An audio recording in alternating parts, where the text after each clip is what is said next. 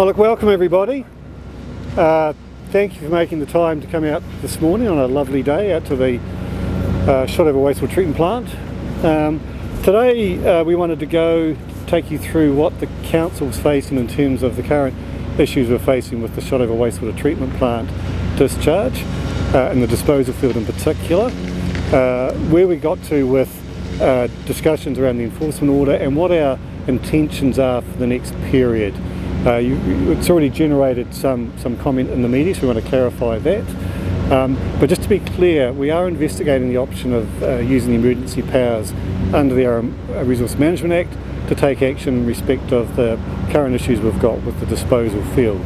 So our plan this morning is to explain the rationale behind that for you, so you've got that information, talk about that a little bit more, answer any questions, and then we thought we'd finish off with the site tour around this part of the plant so you can understand the nature of the operations that are here. Okay? We're conscious of the protesters over in the back there. We'll also be trying to deal with them later on, providing them with the same information we're providing you so that they've got the same information. So so my name's Tony Avery, I'm the General Manager of Property and Infrastructure. I'm going to hand over to Simon Mason, who's our Manager of Operations and things, who understands this much better than I do, to take you through a bit of the history, where we are and what our current thinking is and the reasons for that. And then we'll take questions towards the end of that, if you're happy with that. Simon. Kia ora. So yeah, as Tony pointed out, Simon Mason, I'm the Operations Manager for QLDC. Just wanted to start with a bit of a potted history around the recent investment in this treatment plant. So over the last decade, the council has invested significantly. So starting with the stage 1 upgrade here, which is the MLE process. So that allowed us to achieve a significant improvement in the quality of the treated effluent. So that's a biological nutrient removal process, and far superior in regard to the quality of the treated effluent it can produce compared to, I guess, the effectively quite rudimentary pond system that we were relying on previously. Currently we still blend the processes, so we take about 80% through the new plant and 20% is still treated through the pond process before those two flows are combined together. They receive ultraviolet disinfection and then that is released into the environment, that treated effluent. The second stage that we worked through was the construction of the disposal field. So the intention of that investment was to enable the direct discharge to the Shotover River to cease. So basically for the period when this plant was constructed in the 70s through to 2019, the treated effluent was discharged directly into the Shotover River. The disposal field enabled that to stop. And now, alongside me here, we are into the third stage of the upgrade program, which is the construction of a second MLE, activated sludge process train, which will enable us to take the oxidation ponds entirely out of operation and achieve a further step change in the quality of the treated effluent. So now I need to get into the issues that we've experienced with the disposal field. So following construction 2019, come 2021, we're starting to observe some issues with how the rate of soakage we were observing from the disposal field, and that has continued to degrade with time, and we are now in the position where, despite significant investigation and work to restore and optimise performance, we find ourselves facing the reality that the disposal field as constructed is not fit for purpose. Through the 24 to 34 10-year plan, we've allocated a significant budget to address and implement a new disposal strategy. That project has commenced, but we don't have the solution yet. It's a comprehensive long list to short list business case process that we're working through, and we're involving our iwi partners in that process. Ultimately, this time we are faced with a disposal field that's not working and a need to take short-term action. We've investigated what we can do, considered expanding the field, what we could do to remediate it, and we have reached the conclusion that the most appropriate strategy is to revert to a direct discharge to the Shotover River for the interim period until we can come up with the long-term solution. And what has occurred in conjunction with this is an elevated risk to aviation safety as a result of waterfowl being attracted by the now ponding and standing water in the disposal field. and that has caused us to consider the use of emergency powers as Tony introduced at the start there. Hopefully that gives a bit of a summary, and I'm happy to go to questions unless you have something to add, Tony? Good things. So clearly we've been looking at this for some time now, and the team have been looking at how we try and get the disposal field to operate successfully. That's involved a series of bits of work to try and get it operating, but all of those have proved unsuccessful. So we're now looking at an alternative to that. Through the enforcement order, we've had to look at a variety of different options. All of the options before us require resource consent under the RMA. There is nothing in front of us that we can do with the current disposal field that will bring it back online, so we are faced with the reality of having to deal with that in some other manner.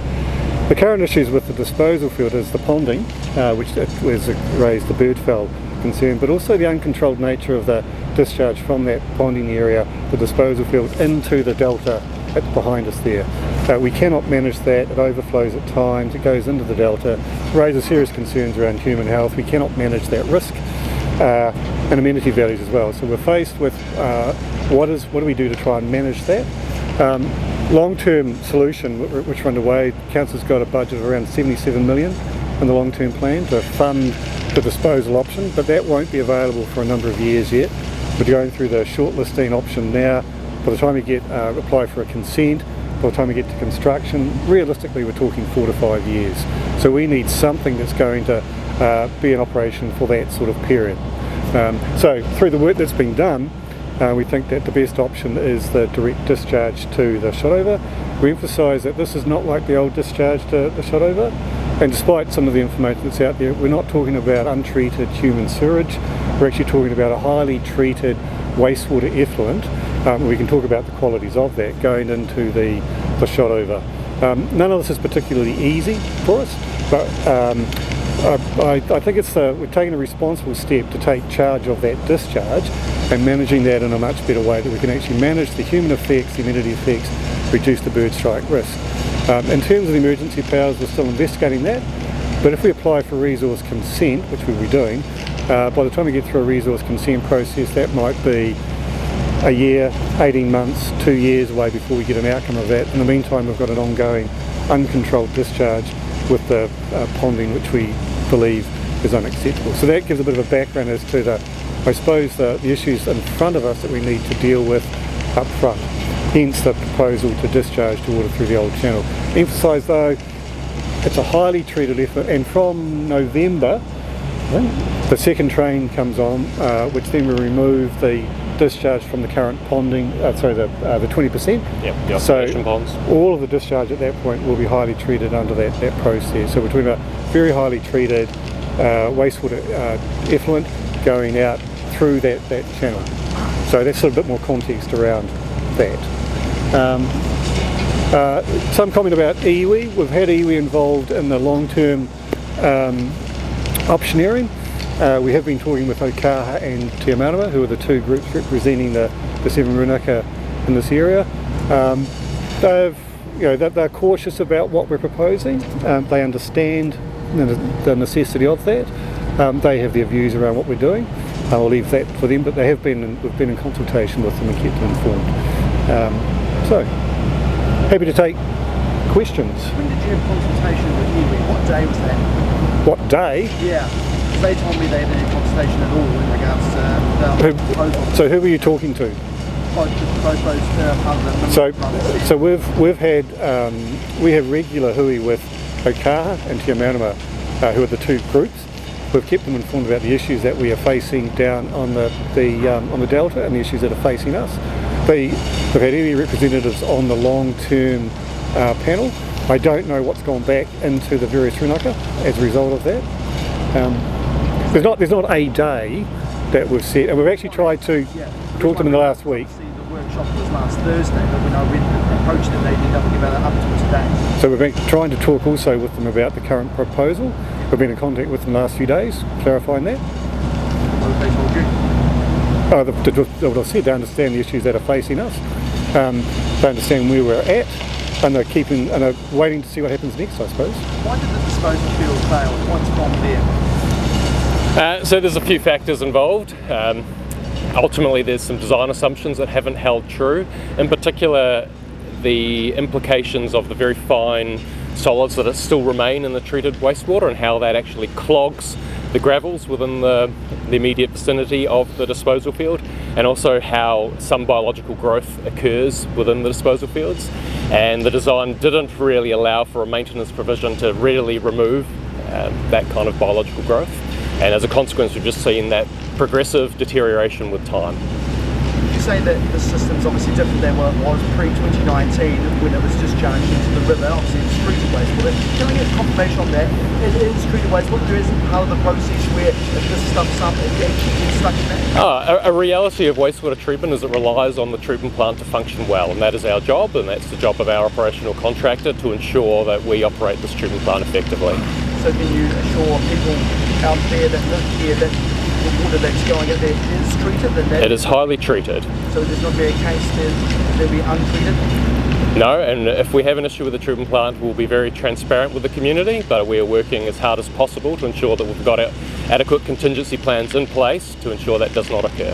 Certainly emergency powers are proposed, but it kind of sounds like it's likely to happen because of you're saying resource consent taking up to 18 months. So at what stage are we going to hear that is a We'll be confirming that in the next day or so, whether we're proceeding with that. And the next one, sorry? Day or two. Day or two, okay. And has anything been discharged since the meeting last Thursday? Sorry, being discharged. It's directly to the river. Yeah. No, we're continuing to use the disposal field until that decision is made. The stuff that is exiting that field at the moment, what's that and how much is that going in and how long has that been going on for? So as explained, we've seen issues with the disposal field since 2021 and quite a dramatic deterioration around August, September last year, which has resulted in continuous or almost continuous spillage from the site into areas on the delta. As pointed out, that is highly treated wastewater, but yeah, we obviously have signage up informing that it is a potential contamination risk, because whilst it is highly treated, it is still from a wastewater plant and designed to be mixed into the environment.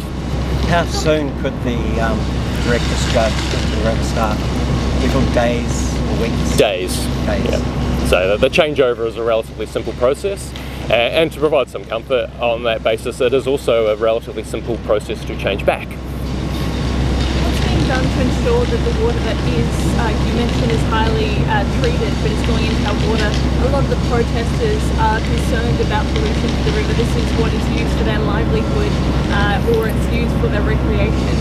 What guarantees can you be that it will be safe for people to be able to continue to use? Yeah, so that's a great question. The current resource consent sets a standard for the treated water, and that standard was based on that effluent going into the environment directly. So it does not rely on the disposal field to provide any additional polishing or treatment. Whilst it does, there are benefits of going to land. I'm certainly not stating that there are not.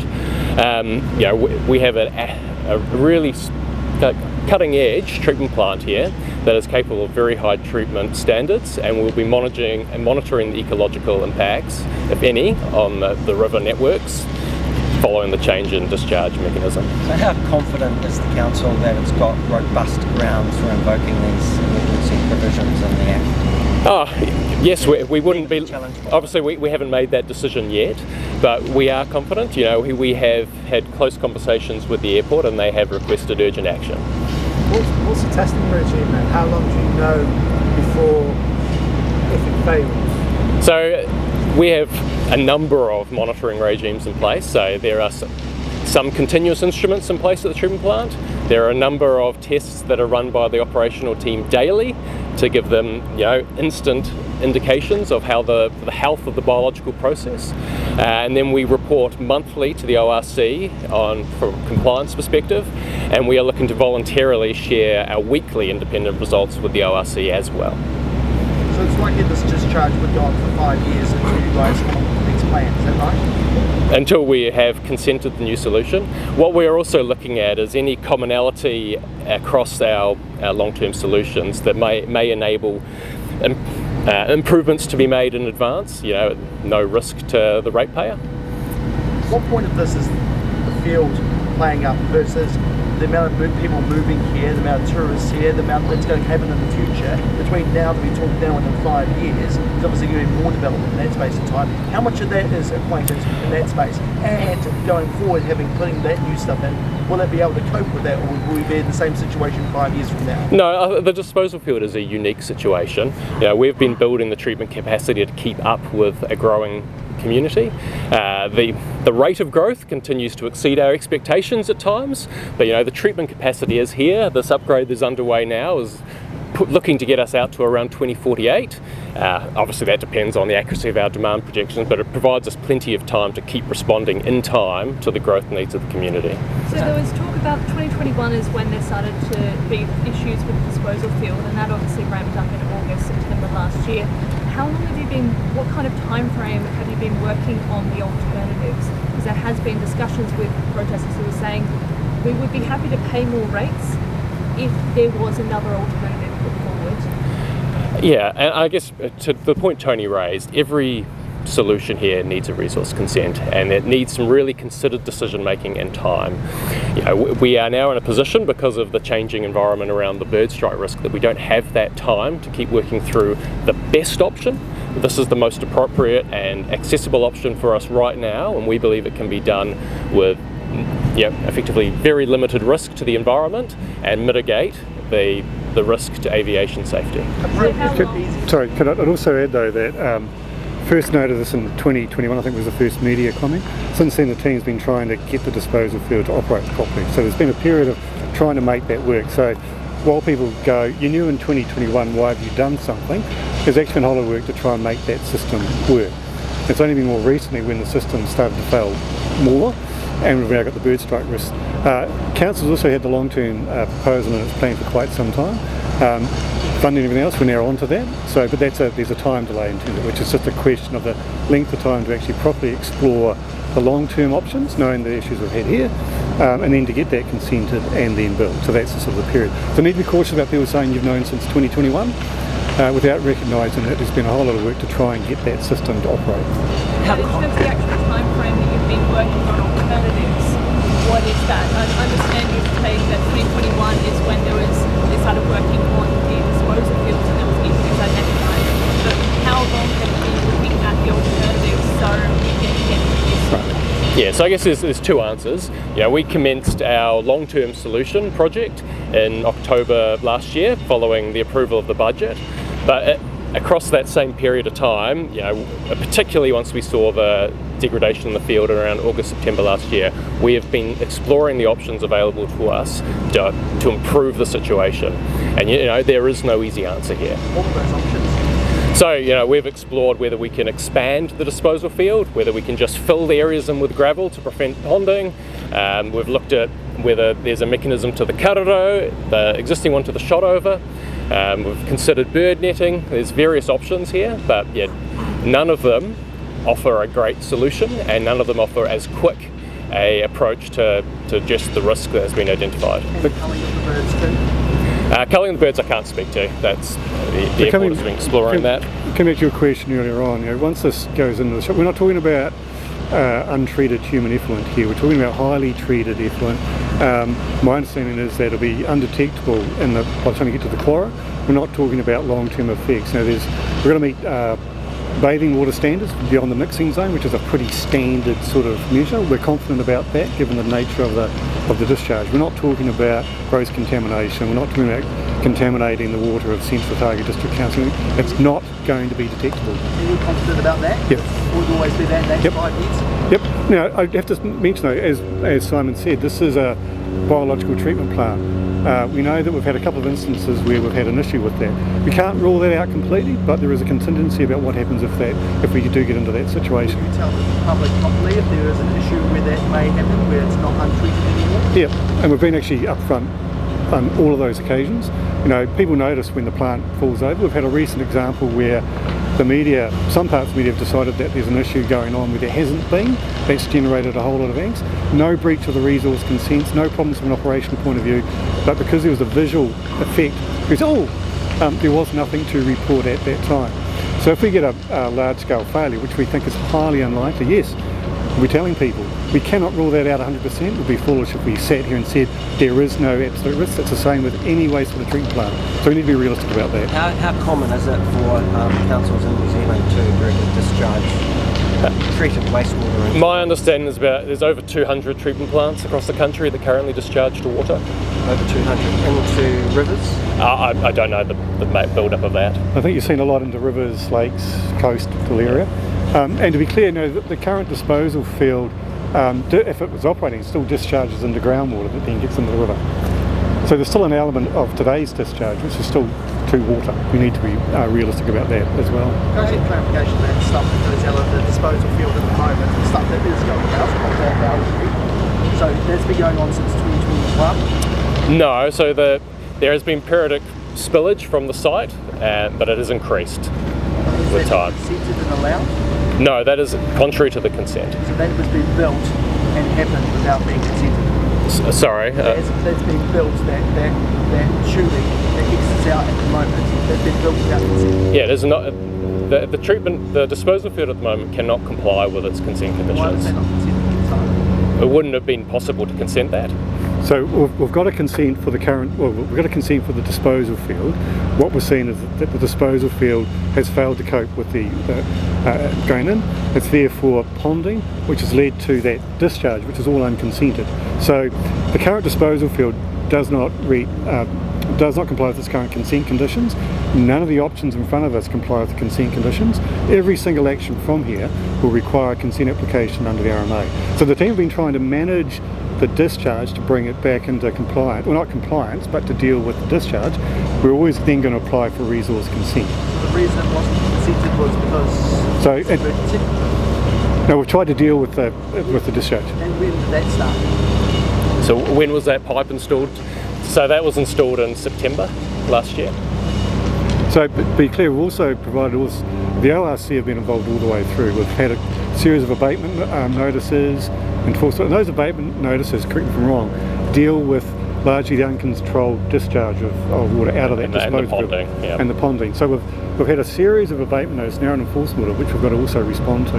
The enforcement orders brought us to this point of needing to do something. That something is what we're describing. We've got this, and it's the ongoing non-compliance, which we cannot fix under the current arrangements, which is the issue for us. Was the birds the turning point to investigate emergency powers, and why did not you think earlier in September that was having trouble?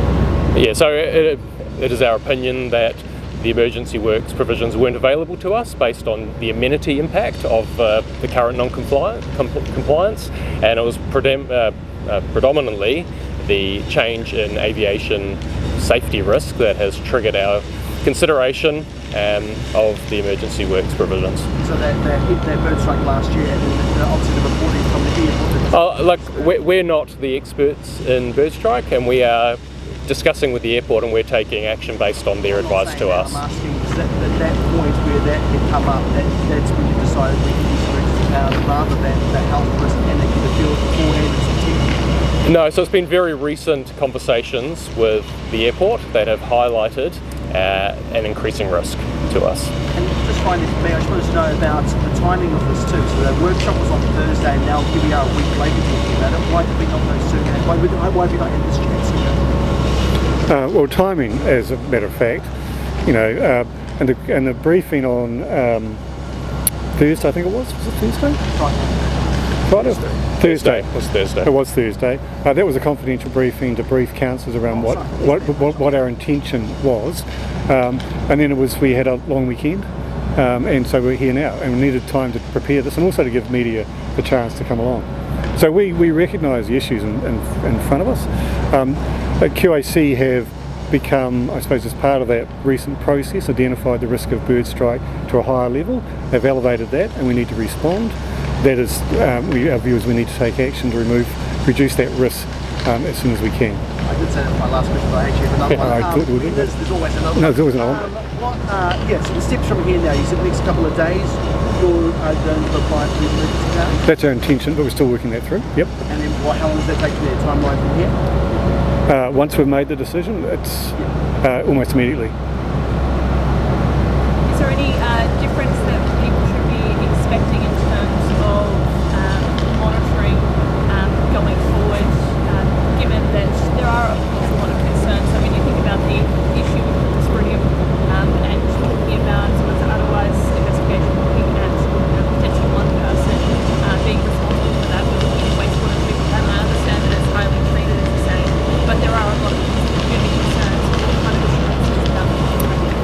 we'll be completing extensive monitoring within the river environment on top of what we do and actually monitoring the quality of the treated water.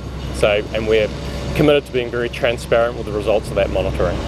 That has been an issue, and there's obviously a lot of people holding signs saying about QLDC and secrecy and the lack of transparency, having that time frame. How would you respond to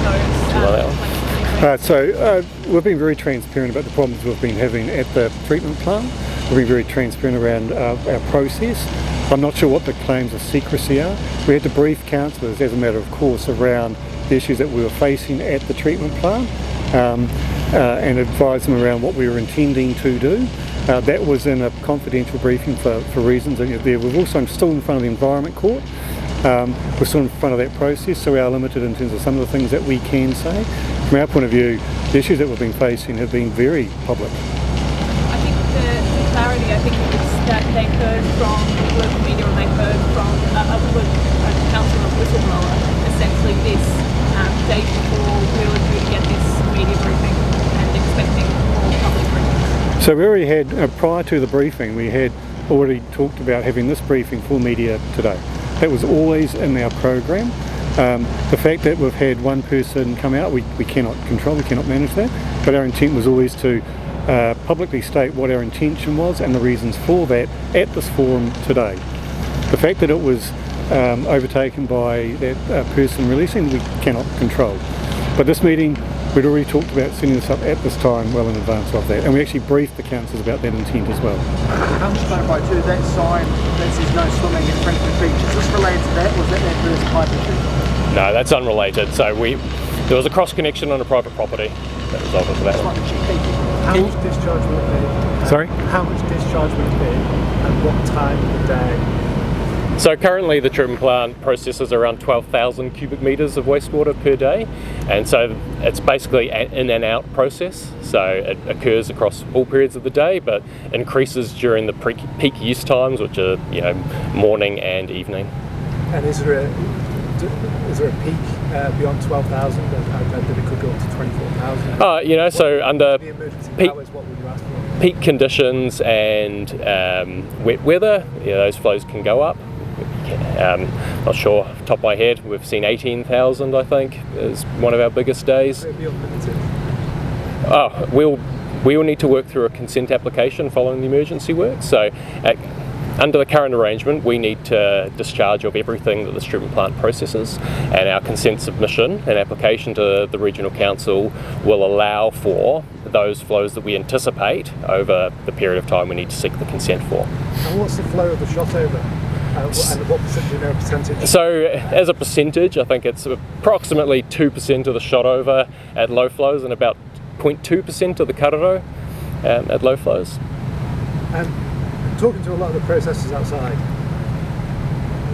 many of them wanted to see a pause. They don't feel that there's been council debate over it. There's lots of communities downstream, Cromwell.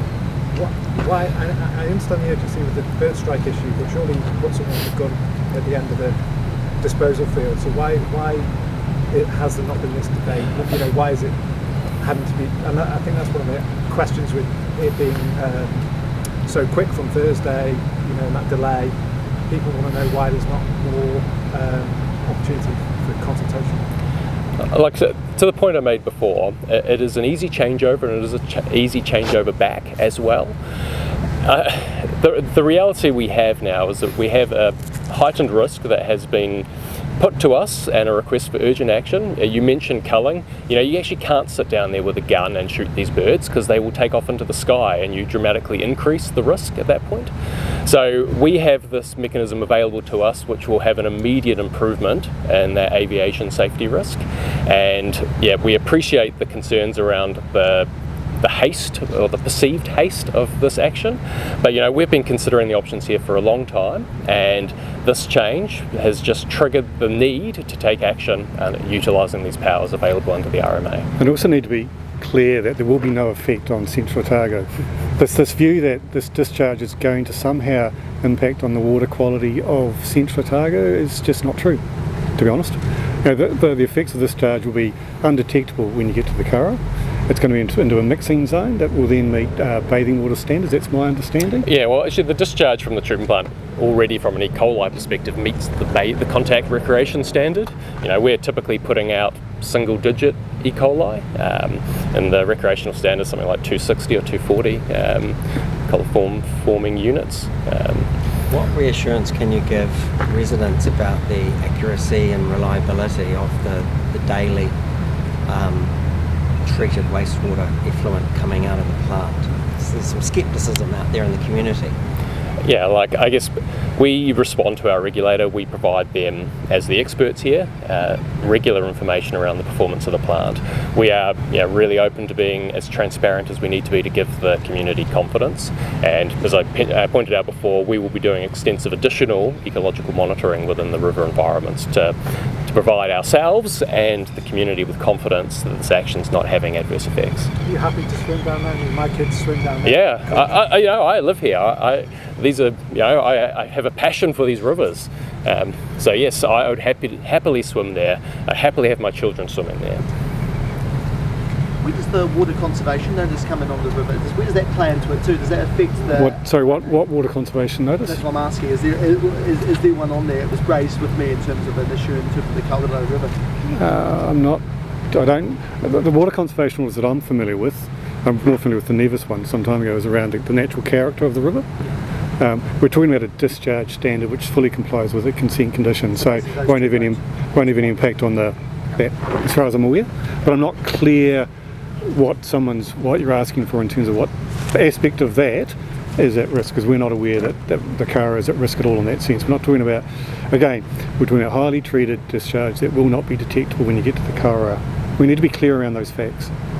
I think it was more that we didn't have the facts before, and so there was just a lot of uncertainty and concern in the community, and that's what's prompted protesters to come out here, because they weren't sure what was going on, and hearing from about 12,000 cubic metres of treated effluent is a concerning thing when you think about the kind of the clean green image that Queenstown presents. So again, our plan was to actually fully document that and talk about that at a managed presentation. We've got FAQs which we're currently finalising, which provide all the answers to that. We'll make that available to the community, to the people who are protesting. We're going to make an offer to meet with them to try and talk them through that, so they've got that same information. Unfortunately, there is a lot of misinformation out there at the moment, a lot of speculation, and it's very difficult for us to get our story out there, because you understand this being media, a negative story is much better for the headlines than a positive story. So we're trying here, and our plan was always to do this at this time, to go, here's what we are intending to do or have done, here's the reasons why we're doing it. I think it's more the fact of just going on with your question, because the reason why I raised that is because that's the kind of concerns that are out there. So I guess the point is that, since that information hasn't been as rocked, I know your plan is for Wednesday, I get that, but I guess that's the problem. Do you feel like there's a concern that there's all this other information floating around that this will clear this up? Well, it's part of the I suppose, I hate to say cliche, but a journey. We need to make sure that the facts from our point of view are out there and people understand that.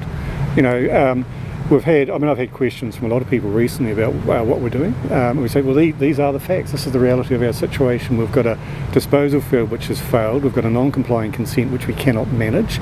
So we've got human impact effects which we cannot manage on the Delta. We've got amenity effects. Now we've got this elevated bird strike risk because of the ponds. We have to act to do something to reduce those risks. And the discharge we're talking about, highly treated, undetectable at the car hour, you can still swim in it. Those are the basic facts that we've got to get out there. And just following that from that too, Queenstown obviously is recognised for its beauty, its tourists, a lot of people that come visit, and I know this was raised just before, but I just wanted to ask, when someone sees that, even though it's treated effluent, do you feel this is going to have an impact on our image here, not just Queenstown but New Zealand too? No, I don't. I mean, we've spent, council's investing $50 million on the upgrade. Every person who drives over the Shotover bridge can see our treatment plant on display. You'd go, it's probably not the best place long term for a treatment plant, but everybody can see it in action. It's not like we're trying to hide it away. The fact that we're spending $50 million on the current upgrade, Council's got $77 million in its long-term plan to deal with this disposal. We're talking about highly treated effluent. Council in the past has invested significant sums of money to make sure that that discharge is appropriate for the environment that we're in. And we know that we've got very few options in terms of the delta as to where we are able to discharge. We've got to be realistic about that as well. And we're a product of, just on cue, we're a product of decisions that have been made some time ago that located the plant here. There are very few options around that. We've got to manage that. I think Council's acted responsibly around that past investment, planned future investment. So no, I don't think it does. I think you touched on this before about oxidation ponds. Can you just clarify for me again when that they're going to be removed? Yep, correct. So once we get this process train operational, tourists leave, once they go to, so we get that operational. That's correct. So we're still reliant on the ponds for processing about 20% of the treated of the raw wastewater at the moment. The construction team here are actually doing fantastically. So hopefully in spring we'll have this plant operational. But definitely before the end of the year we'll be without the oxidation ponds. Is there a target date at the moment? End of the year is our target, December, correct. Can you outline what some of the potential long-term options are? So, we're exploring everything, so that includes continued disposal on the delta, as well as land disposal options further afield. Most viable are potentially up in the Frankton area and around the airport and some of that land. We're also looking at the disposal options for the long-term projected growth in this part of the country, a part of the district. We're not just proposing to deal with the current discharge, we need to look to the future of that as well. So that's part of the work that's been undergoing. So another disposal field in a different location could be one of the potential. It won't be it's very unlikely to be a soakage-based disposal field based on what we've learned. Yeah. How would that work, frankly? Truck it up there? You would pump it. Yeah, obviously that has a pretty significant implication around the cost of that option. For the airport as well, so yeah. Well, no, the cost of conveying water is quite expensive. So if you think about the pumping and piping infrastructure required to lift 12,000 at the moment, increasing to 20 odd over the next 15-20 years, there's a lot of money involved in that kind of infrastructure. And is that likely to be a pressurised system? That would be a pressurised system to get up there, and then you would be gravity disposal. So we're talking about deep bores of some description. Well, there's a few options available. So we're still quite early in that assessment, working through the kind of our long list down to the most viable shortlisted options. So I don't want to speculate too much at this point. But there's a clear process around that. So, what's the sort of confidence level about the 77 million allocated now to cover the cost of building an alternative? Again, I don't like to speculate, as we don't know what that solution looks like. Our view is it's an appropriate budget allocation. Okay, anything else? If not, look, thank you for making the time this morning and for coming out. I do appreciate that. If you've got any other questions after this, then I think firing through the comms team. Sorry, were you going to say something, or? Okay. I think if you've got any other further questions, firing through the comms team, because that helps us just manage that. We'll try and get answers back to you. We've now got on offer a tour of the site, which will be this part of the plant for those that are interested.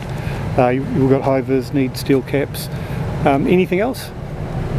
If not, all right, we'll kick into the full induction for those then that are going to. Thank you for your time. And again, if you've got any other questions, do let us know.